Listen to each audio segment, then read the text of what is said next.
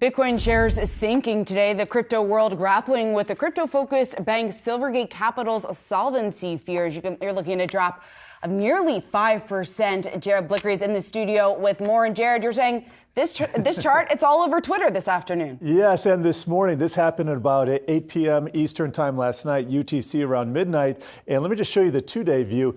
We haven't seen a drop like this in weeks in crypto. So yes, this happens fairly regularly, but there's been a lot more stability than usual lately. Let me just show you a longer term chart here. Here's a 3-month, and I'm gonna put some candlesticks on here.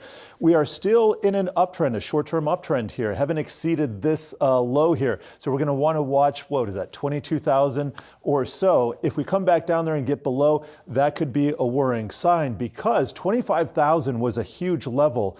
So is 30,000, but the inability to get through here means there could be some more sideways basing action, or fears are that we could have another large liquidity event in crypto, and that could send things a bit lower. Let me show you something else here. Silvergate earnings were kind of the catalyst for all of this. They were not able to file their 10K, their annual report on time.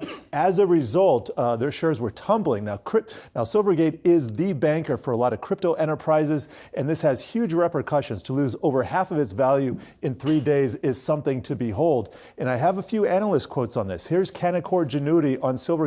By the way, they're downgrading to hold from buy and lowering their price target to $9.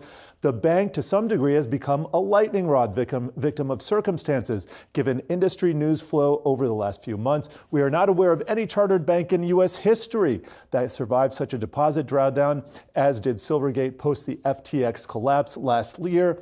And guess what, guys? That includes the Great Depression as well, I would think.